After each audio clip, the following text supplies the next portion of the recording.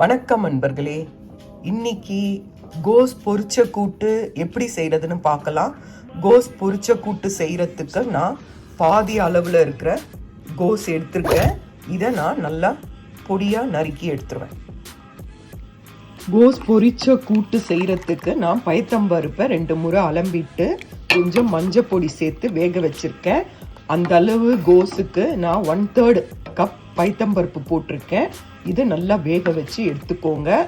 ஒரு சிலர் இதையும் கோஸையும் கூட ஒன்றா சேர்த்து குக்கரில் போடுவாங்க. நான் இந்த வாட்டி தனியாக தான் செய்கிறேன். வேக வச்ச பிறகு நான் உங்களுக்கு என்ன செய்கிறதுன்னு சொல்கிறேன். கோஸை நான் நல்லா நறுக்கிட்டேன். இதை ஒரு 2 முறை நல்லா தண்ணியில் போட்டு நல்லா அலசி எடுத்துக்கோங்க. நல்லா அலசணும்.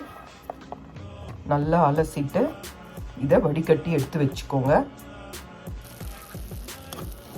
ஒரு பேனில் கோஸை நல்லா 2 முறை அலசிட்டு 1/4 டம்ளர் தண்ணி சேர்த்து கொஞ்சம் மஞ்சள் பொடி சேர்த்து வேக வச்சுக்கோங்க. திரும்பியும் சொல்கிறேன், குக்கரில் வேக வைக்கணும்னா கோஸையும் பருப்பையும் 2த்தையும் சேர்த்து வேக வச்சுக்கோங்க. நான் குக்கரில் வேக வைக்கலை, நான் தனியாக தான் வேக வைக்கிறேன். அதனால் இதை மஞ்சள் பொடி சேர்த்து நல்லா ஒரு 1/4 டம்ளர் தண்ணி விட்டு, ரொம்ப தண்ணி வேண்டாம், கோஸ்லேயே தண்ணி இருக்கும், அதனால் 1/4 டம்ளர் தண்ணி விட்டு கோஸை வேக வச்சுக்கோங்க. நான் இப்போது இதுக்கு தாளிப்பு எப்படின்றது உங்களுக்கு காட்டுறேன். இந்த பேன் தாங்க நான் இந்தியா இப்போ போயிருந்தேன். இந்தியா போயிட்டு வரும்போது நான் இந்த பேன் வாங்கிட்டு வந்தேங்க. ஏன்னா என்னோடய பேன் எல்லாம் ரொம்ப மோசமாக இருந்தது. அதனால் நான் இந்த மாதிரி ஒரு 3 பேன் வாங்கிட்டு வந்தேன். இது புது பேன். கோஸ் நல்லா வெந்துருச்சுங்க. நான் இந்த ஸ்டேஜில் தாளித்து கொட்டியிருக்கேன். எண்ணெய், ஒரு பேனில் எண்ணெய் எடுத்துக்கோங்க. கடுகு, கறிவேப்பிலை, ஒரு வரமிளகாய், பெருங்காயம், உளுத்தம்பருப்பு போட்டு தாளித்து இதில் கொட்டிடுங்க. நான் கொஞ்சம் கடலைப்பருப்பும் சேர்த்துருக்கேன். பார்த்துக்கோங்க. கடுகு, உளுத்தம்பருப்பு, கடலைப்பருப்பு, ஒரு வரமிளகாய், பச்சை மிளகாய், பெருங்காயம், அதை தாளித்து இதில் சேர்த்துருங்க. இப்போ நான் வேக வச்ச பருப்பை நான் இதில் சேர்த்துடுறேன். பருப்பு சேர்த்தாச்சுங்க. நல்லா கலரி கொடுத்துக்கோங்க.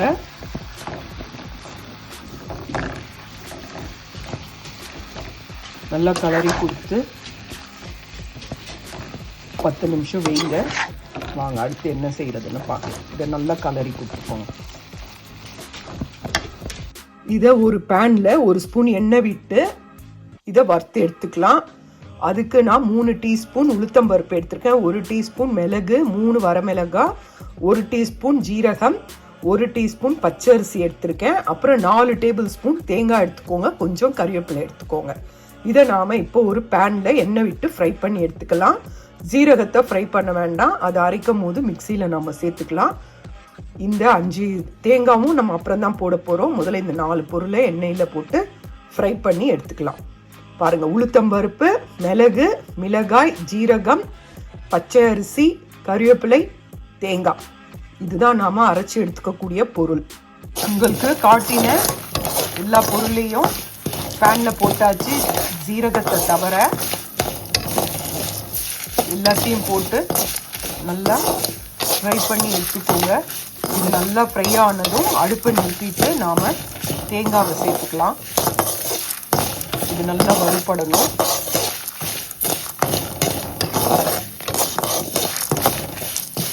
நான் வறுத்த பிறகு உங்களுக்கு காட்டுறேன். நல்லா வறுபட்டுடுச்சுங்க. இப்போ நான் இந்த ஸ்டேஜில் தேங்காவை ஆட் பண்ணிக்கிறேன். தேங்காய்க்கு அடுப்பு எரிய வேண்டிய அவசியம் இல்லை. இந்த சூட்டிலேயே அதை வதக்கி எடுத்துட்டால் போதும். ஆஃப் பண்ணிடுங்க அடுப்பை.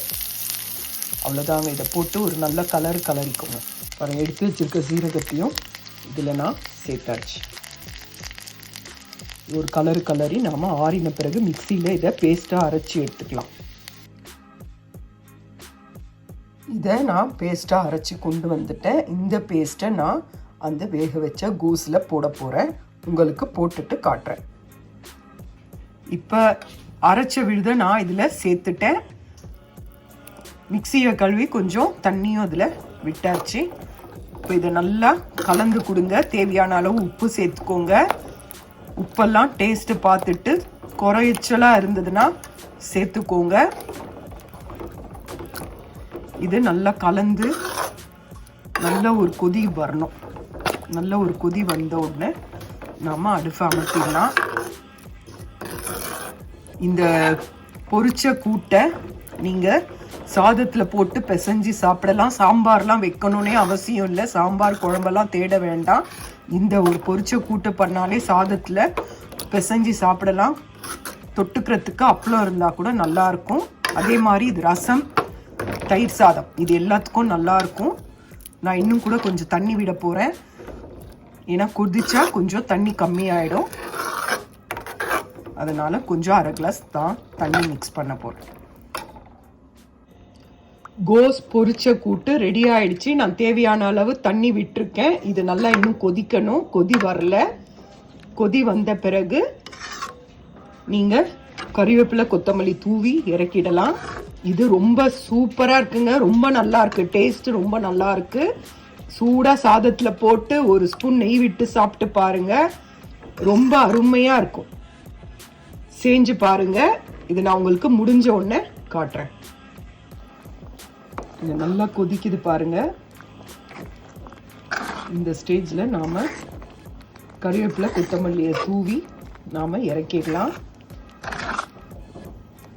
இதை சூடாக சாதத்தில் போட்டு சாப்பிடுங்க. ரொம்ப நல்லா இருக்கும்.